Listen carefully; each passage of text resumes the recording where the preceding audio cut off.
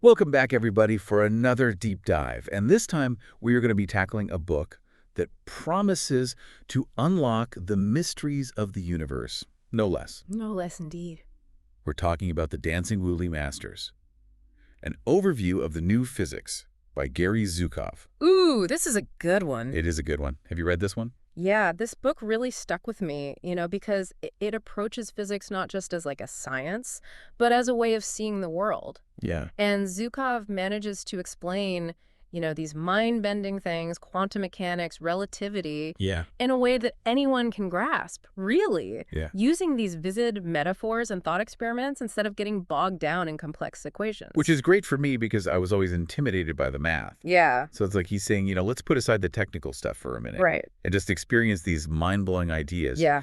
And one of the first things he does is contrast what he calls the new physics with the old physics. Right, yeah. And it's not that Newtonian physics is wrong. It's just, it's more like, when you have a flat map, Okay. you think that's the whole world, and then you realize, oh, that's just like a tiny part of this much larger, more complex globe. Yeah. And so quantum mechanics is kind of revealing this whole other layer of reality that's operating at the subatomic level. Okay, so let's say you're dropping a stone from a tower. Yeah, Newtonian physics can tell you exactly where and when it'll hit the ground. right. But what if you drop something super tiny, like an electron? That's when things get really interesting because, in the quantum world, we enter the realm of probabilities. Oh. You can't predict with certainty where that electron will land. You just have a range of possibilities. It's like playing a cosmic game of chance. Exactly. So it's not just that we don't know enough yet. Yeah, It's that this uncertainty is built into the fabric of reality itself. exactly. And that completely challenges, the deterministic worldview of Newtonian physics, where everything is predictable. Right. Quantum mechanics says, nope, Mm. not so much. Yeah. Throw certainty right out the window. Yeah. Uncertainty. Uncertainty, yeah. Right. Things get all fuzzy, probabilistic, and often completely defy our everyday logic. Yeah, this reminds me of something else Zukov talks about, the wave-particle duality of light. Ooh, yes. He explains how light behaves like a wave and a particle depending on how you observe it. Right. What is that about? It's enough to make your head spin right. Yeah. So imagine you're at the beach, you're watching the waves crash on the shore. Okay. You can see the crests and the troughs and how they spread out. Yeah. That's light acting like a wave. Okay. But light can also act like a tiny packet of energy, almost like a bullet. Okay. That's the particle aspect of light. So how can something be both a wave and a particle? Well, that's the paradox. Yeah. It seems impossible. Yeah. Yet experiments show that light exhibits both of these behaviors. Right. So this duality forced physicists to rethink their whole understanding of reality. Mhm. It's like discovering that your trusty old car can suddenly transform into a boat when it touches water. Yeah. Okay. Changes the game entirely. Yeah, that's a really helpful image. Yeah. So now I'm starting to see why even Einstein struggled with this. He famously said quantum mechanics is certainly imposing, but an inner voice tells me that it is not yet the real thing.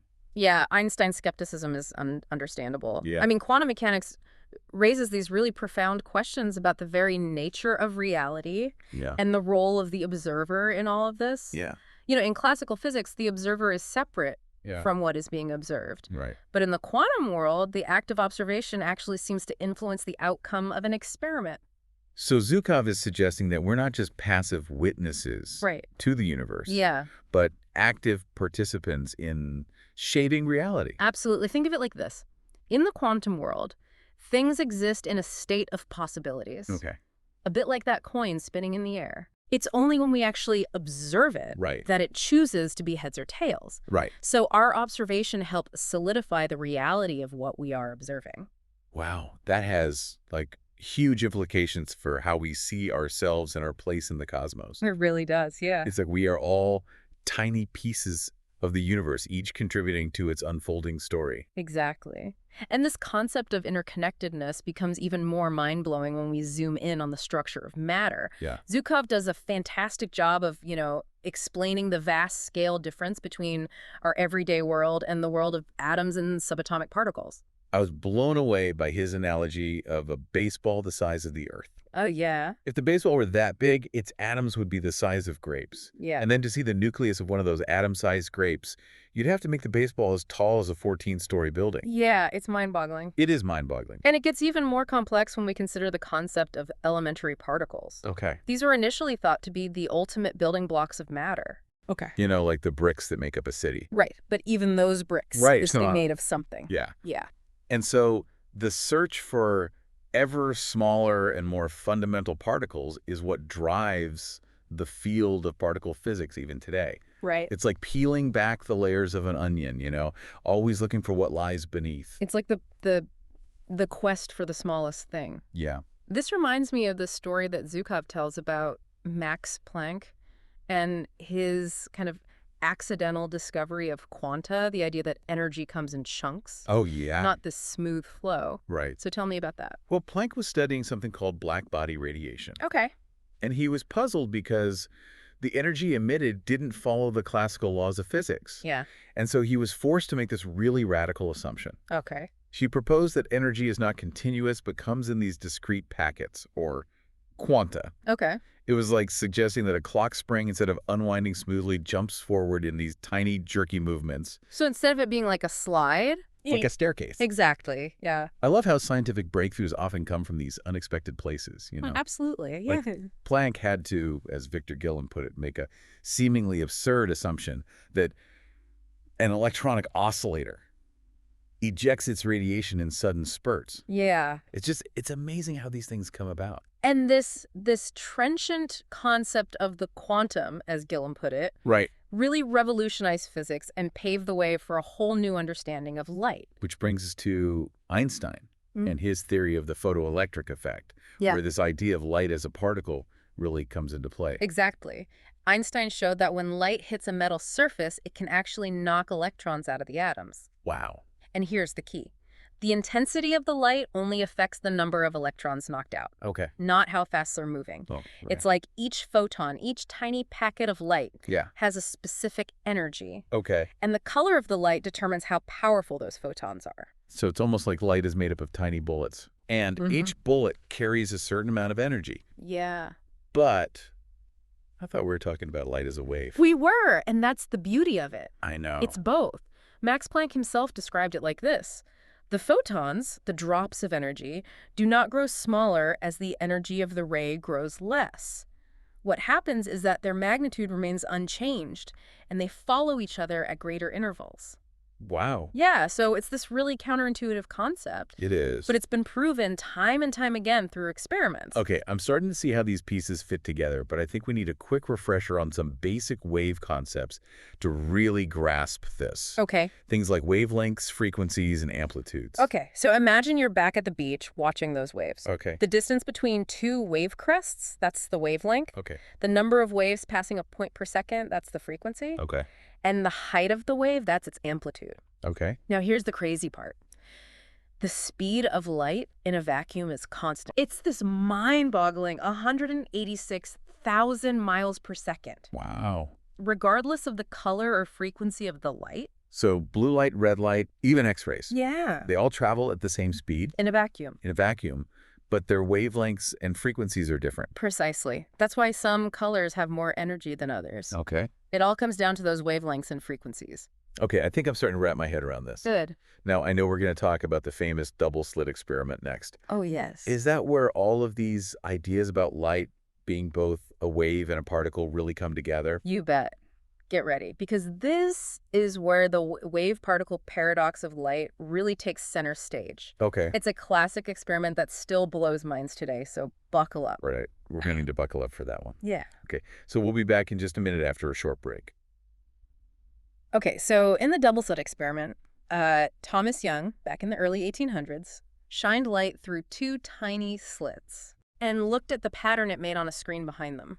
I remember learning about this in school, Yeah. but honestly, it always went over my head. Yeah. What was so groundbreaking about it? Well, if light were just a stream of particles, you'd expect to see two bright lines on the screen, right? One for each slit? One for each slit. That makes sense. Makes sense. But that's not what Young saw. Oh, what? Instead, He saw this pattern of alternating bright and dark bands, Right. what we call an interference pattern. Okay. And that's the signature of waves interfering with each other. Okay, hold on. Yeah. So we're back to light being a wave again. Yeah. But didn't Einstein prove it was a particle? Exactly. That's the paradox. I know. The double slit experiment shows that light can behave like both a wave and a particle. How can something be two completely different things at the same time? Right. It's mind-boggling. Okay, yeah. But this experiment, kind of sent shockwaves through the scientific community Yeah. and paved the way for what we now call quantum mechanics. Okay, so after all that, can we finally define what quantum mechanics actually is? Well, I think, as Zukov explains, it's less about describing reality itself Okay. and more about predicting the probabilities Yeah. of what might happen in the subatomic world. Okay. Think of it like this. You can't say for sure where that electron we were talking about earlier will land, Right. but quantum mechanics gives you the odds for each possible location. So it's a way of calculating the chances of certain outcomes. Right. Even if we can't explain exactly why they happen. Exactly. It's not telling us what reality is. It's Yeah. giving us a way to predict what it might do. I see, okay. So quantum mechanics uses something called a wave function, Okay. which is like a mathematical recipe that describes the probabilities of finding a particle in a certain state. And this is where we get to that mind-bending concept of superposition, right? Yes, Where a particle can exist in multiple states at the same time. exactly. It's like that spinning coin again. Until it lands, it's both heads and tails simultaneously. Right, yeah. So in the quantum world, particles exist in this fuzzy state of potentiality until we measure them. Okay. That's superposition. Okay, so it's only when we observe a particle that it chooses one state Yeah, and the wave function collapses. right, exactly. But the question of how and why that wave function collapses, that's a whole other can of worms. That's the big question, yeah. There are different interpretations of what's really going on. Yeah. And physicists are still debating it today. Oh, yeah, absolutely. Still lots of debate. Well, I guess some mysteries are meant to keep us up at night. That's right. One interpretation that always fascinates me is the many worlds interpretation. Oh, yeah. The idea that every time we make a measurement, Yeah. the universe splits, Yeah. creating a separate reality for each possible outcome. Yes. That's a wild one. It is a wild one. Think about Schrodinger's cat, Right. that thought experiment. The cat in the box. Cat in the box, yeah. Until we open the box, the cat is both alive and dead. Right. So in the many worlds interpretation, opening the box doesn't determine the cat's fate. Okay. It just picks which universe we experience. Right. One where the cat lived or one where it died. Whoa, so there could be countless parallel universes out there, branching off with every decision, every measurement. That's what the many worlds interpretation suggests. Yeah. It's a truly mind-boggling concept. It is. And it really highlights how quantum mechanics challenges our intuitive understanding of reality and the role of the observer. Yeah. It raises these really profound questions about the nature of consciousness and its relationship to the physical world. I remember reading somewhere that John von Neumann, a pioneer in quantum mechanics, Yeah. said quantum mechanics describes the potentialities of the universe, and the observer actualizes one of these potentialities simply by the act of observing. That's a great quote. It is a good quote. It really captures the essence of that participatory nature of reality that quantum mechanics suggests. So we've explored this strange and fascinating world of quantum mechanics and its implications. But Zukov doesn't stop there. No, he doesn't. He introduces this beautiful metaphor to encompass all of this, Wu-Li, Ah, yes. Wooey. patterns of organic energy. Patterns of organic energy. Beautiful. Yeah. This really captures the essence of the interconnected dynamic universe that's revealed by quantum mechanics. Yeah. It's a reminder that energy and matter aren't these separate things, Right. but they're constantly interacting and transforming Where? dancers in this intricate cosmic ballet.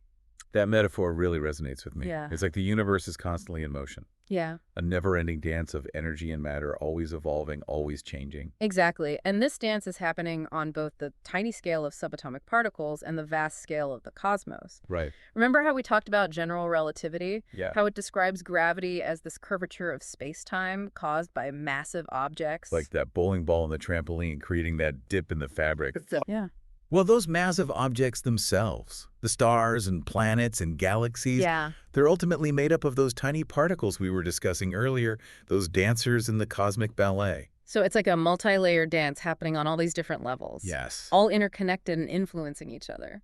Exactly. It's a truly humbling perspective. Yeah. And it makes you realize that we are all part of this grand cosmic dance, no matter how small we may seem. That's beautiful. It is. But before we get too philosophical here, Yes. let's talk about some of the mind-blowing scientific details that Zhukov unveils. Okay. He takes us on this journey through particle accelerators. Yes. These giant machines where physicists smash subatomic particles together at incredible speeds. Yeah, it's like a high-stakes game of cosmic billiards. It does. What are they trying to find out by smashing these particles? They're trying to understand what matter is made of at its most fundamental level. And what they've discovered is a whole zoo of particles, some of which only exist for like a tiny fraction of a second before they decay into other particles. It's like a wild and unpredictable world down there. It really is. It sounds like trying to solve a puzzle where the pieces keep disappearing and reappearing. That's a great way to put it, yeah. And out of this research, a key concept emerged. The idea of fields. Fields, yes. Remember how we talked about light being both a wave and a particle? Yeah. Well, it turns out that all particles can be thought of as excitations of underlying fields that permeate all of space. That's right, yeah. So instead of imagining particles as these solid objects, Yeah. we should think of them as ripples in this vast ocean of fields. That's the idea. Okay. These fields interact with each other, and that's what gives rise to the forces Right. that govern how matter behaves. Okay. So, for example, the electromagnetic force, the force behind electricity, magnetism, and light, Okay. that works through the exchange of these virtual photons, Okay. which are tiny disturbances in the electromagnetic field. So instead of thinking of a force pulling or pushing objects, Yeah, we should think of it as objects interacting with each other through these fields. precisely. It's a whole new way of looking at how the universe works. It is. And then there's the strong force, this Okay. incredibly powerful force that holds the nucleus of an atom together. Right. Imagine it as like super strong glue that binds the tiny particles inside the atom. Wow, that must be some seriously strong glue. It is. The strong force is mediated by the exchange of these virtual particles called pions, Okay. which are themselves made up of even smaller particles called quarks. Quarks, I've heard that name before, Yeah. but I don't really know what they are. Think of quarks as the tiniest building blocks we know of. Okay. They're what make up protons and neutrons, Okay. which in turn make up the nucleus of an atom. So it's like this never-ending journey into smaller and smaller realms. It really is. It makes you wonder if there's even an end to this quest for the ultimate building block of the universe. Right, and Zhukov brings up a really interesting point about that. What's that? He suggests that the search for the ultimate particle Yeah. might be a bit of a wild goose chase. Why is that? Well, he points to alternative approaches like S-matrix theory, Okay. which focuses not on the particles themselves, but on the interactions between them. Okay. It's like saying the dance is more important than the dancers. I like that. Yeah. So instead of getting hung up on what the particles are, Yeah, we should focus on how they relate to each other. exactly. And S-matrix theory suggests that all interactions are fundamentally interconnected. Okay. Like that beautiful Buddhist metaphor of Indra's net, Yeah. where each jewel in the net reflects all the other jewels. Wow, that's such a powerful image It of is. interconnectedness. Yeah, it really makes you realize that everything in the universe is part of this intricate web of relationships. Yeah, I love that. And that brings us to kind of the holy grail of modern physics. Okay, what's that? A unified theory Okay. that can explain all the fundamental forces of nature Hmm. in a single elegant framework. So are physicists close to finding this unified theory? We're not there yet, Oh, but there are some very promising theories out there, like string theory and loop quantum gravity. okay. These theories are incredibly complex, Yeah. but they offer these glimpses into even deeper layers of reality. What kind of deeper layers are we talking about here? Well, some physicists are exploring theories that go beneath time. Beneath time. Yeah, theories that attempt to describe a level of reality that existed before space and time as we know them. Whoa, that's mind-blowing. It's pretty mind-boggling. It's like physics is starting to blend with metaphysics here, Yeah, pushing the boundaries of what we can even conceive of as reality. exactly. And that brings us back to that central point that Zhukov's making. Okay. The new physics isn't just about understanding the physical world. Right. It's about expanding our understanding of what reality is. Yeah. It's about recognizing our own participation in shaping that reality. He even goes as far as saying The new physics, quantum mechanics, and relativity seems to point to a conceptual framework in which each of us shares a paternity in the creation of physical reality. Wow, that's powerful. It's a powerful statement. Yeah. It suggests a shift from this worldview where we are passive observers to one where we are active participants Right. in the universe's unfolding story. It makes you wonder about the role of consciousness in shaping reality. It does. If our observations can influence the behavior of particles, Yeah. what other possibilities are there?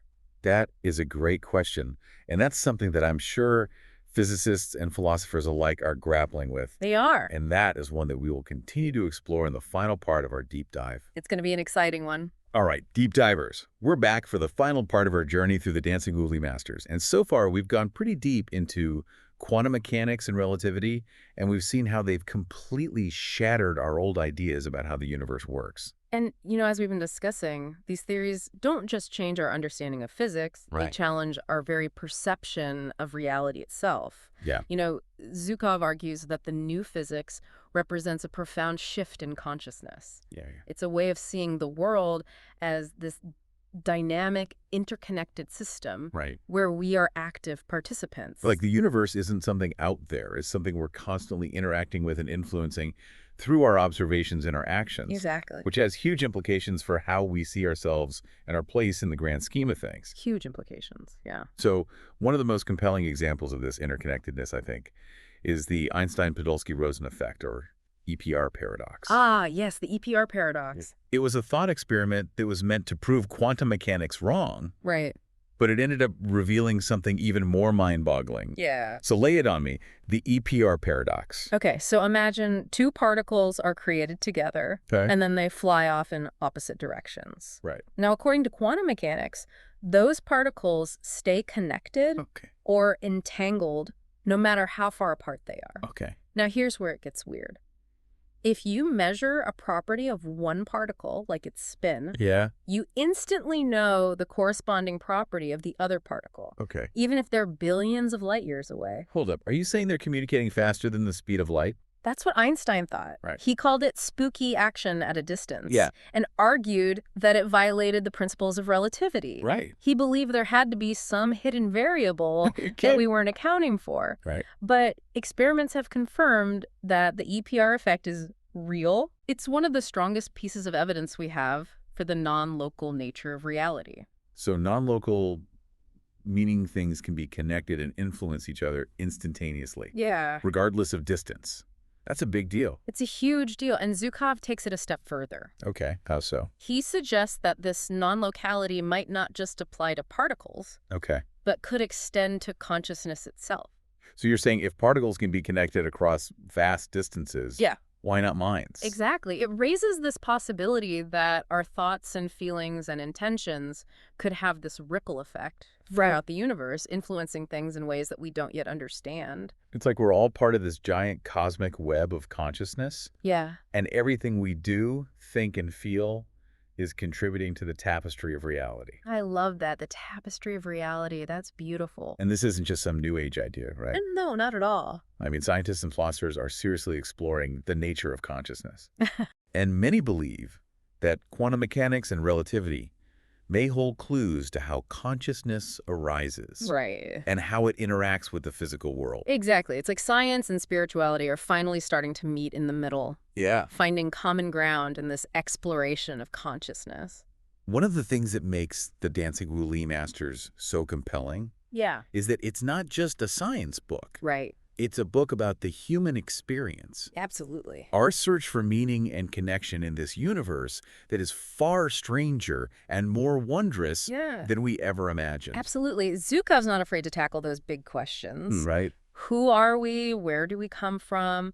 What is our purpose? What is our purpose, right? In this vast and mysterious cosmos? It is a mystery. It is a mystery. And he doesn't pretend to have all the answers. No, he doesn't. He's more like a guide, encouraging us to question, Yeah. to explore, To explore. Yeah. to embrace the mystery Yeah. and the paradox of existence. I love that. Yeah. He reminds us that real understanding isn't about memorizing facts and figures. Right. It's about cultivating a sense of wonder Yeah. and a willingness to see the world with fresh eyes. Absolutely. I mean, he even writes that The study of relativity theory, for example, can produce the remarkable experience that space and time are only mental constructions. That's a powerful statement about how our perceptions shape our reality. It is. Oh, deep divers, we've reached the surface of our exploration of the dancing Wooly masters. We made it. We made it. It's been quite a journey. It has. I don't know about you, but I'm feeling a little breathless after all of that. Me too. These ideas take time to digest, but they've definitely left me with a sense of awe Yeah. and a desire to keep exploring. Keep exploring, absolutely. Well, I feel the same way. Zukav's book is a reminder that we're all participants in this grand cosmic dance. We are. And the more we understand the music, Yeah. the more beautifully we can move. Beautifully said. So to all you deep divers out there, Yeah. keep seeking, Keep seeking. keep wondering, Keep wondering. and keep dancing with Wooly. Beautiful